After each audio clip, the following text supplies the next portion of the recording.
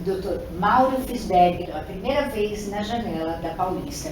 Bem-vindo, doutor, ao nosso portal Saúde Livre. Estou muito feliz de ter você conosco. Que ótimo, Isabel. Espero que seja uma longa conversa para a gente continuar batendo papo que nós estávamos falando antes. Bom, assunto é o que não falta, né, doutor? É um prazer muito grande estar com vocês. Muito obrigada. Doutor, me fala uma coisa. Eu quero saber o que acontece na vida adulta, como que repercute a alimentação que eu dou para o meu filho pequeno, né? Se tem alguma influência, se determina alguma coisa, como é que funciona isso? Hoje nós podemos dizer que nós somos programados de algumas formas para o que nós vamos ser no futuro. Então, a importância da vida, principalmente no período pré-natal, depois a forma como que a mãe foi alimentada no período pré-natal, o ganho de peso, o tipo de parto, a forma de alimentação ao peito, tudo isso vai já determinar algumas condições possíveis para a vida futura em relação à alimentação. Mas especialmente o começo da vida é essencial, porque esse período de formação do tecido nervoso central, a formação dos primeiros hábitos, a condição de como que eu fui exposto aos alimentos, vai determinar um canal. E esse canal pode determinar que eu vá para um canal de excesso de peso, de deficiência ou de alguma característica de comportamento que vai ser mais adequado ou menos adequado no futuro. Então a gente diz que essa forma como nós nos programamos, tanto genética como comportamentalmente nos começos da vida, são essenciais para determinar o que nós vamos ser no futuro. Não só como adultos, como depois da nossa vida mais tarde. Mas e a alimentação? Como é que funciona essa coisa na influência da alimentação lá na frente? A alimentação ela pode ser importantíssima em relação ao que me falta, o que me dá de normal, o que é adequado e o que está em excesso. Então, esse é o aspecto do ponto de vista quantitativo. Além disso, eu tenho uma forma como eu me alimento, quer dizer, a característica com que eu me alimento, ou que eu fui alimentado pela minha família, vai determinar o meu padrão de vida futuro. Então, o nutriente ou os alimentos são importantes em termos de qualidade e quantidade, e o nosso comportamento vai determinar a forma de comportamento posterior.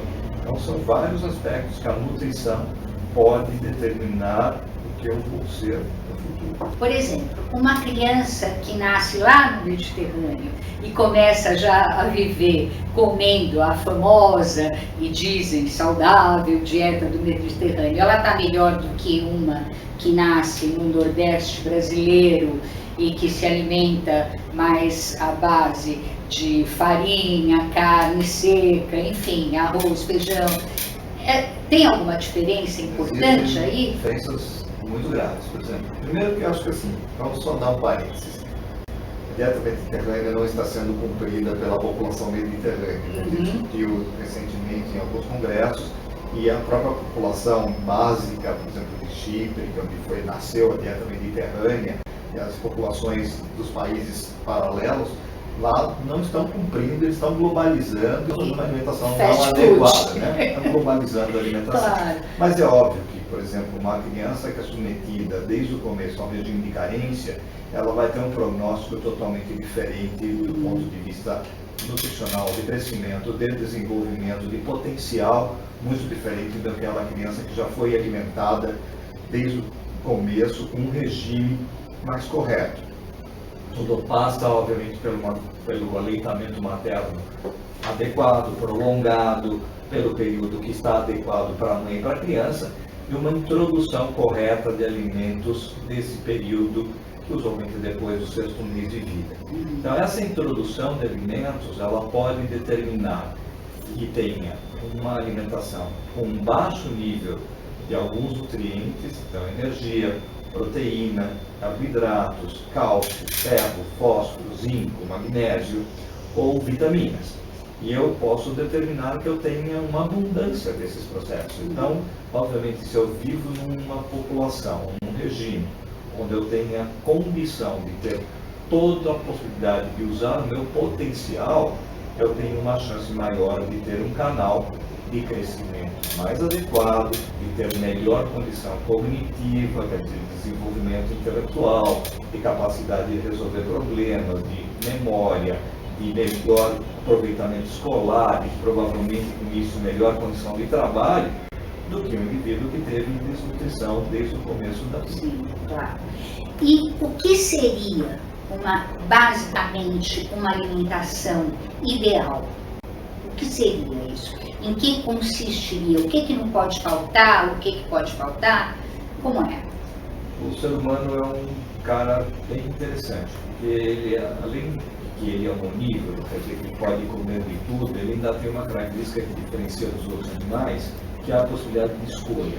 Então, se eu preciso, por exemplo, de um determinado tipo de nutriente, eu consigo, de diferentes fontes, ter o mesmo nutriente. Então, eu consigo ter alimentos vegetais, alimentos orgânicos, alimentos da base de carnes, e toda a produção que voa, que nada, que anda pela terra, eu consigo tirar um pouco de cada uma dessas coisas para tirar um único nutriente. Então, eu tenho escolha. Os animais não têm essa escolha. Eu não vejo um búfalo sendo o único alimento de um leão porque ele só gosta de búfalo. Não, ele come o que está à disposição dele.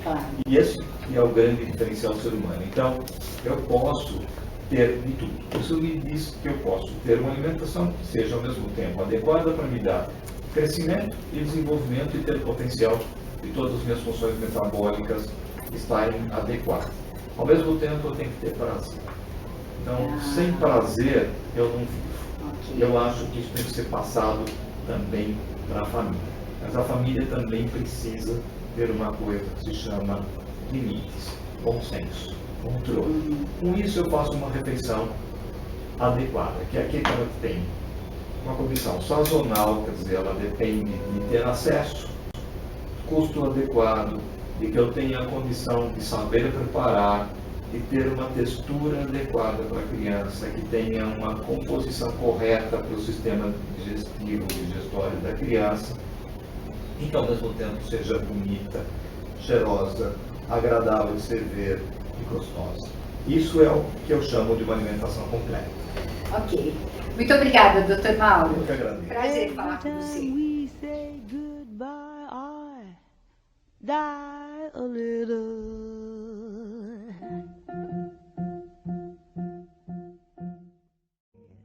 Every time we say goodbye, every time we say goodbye.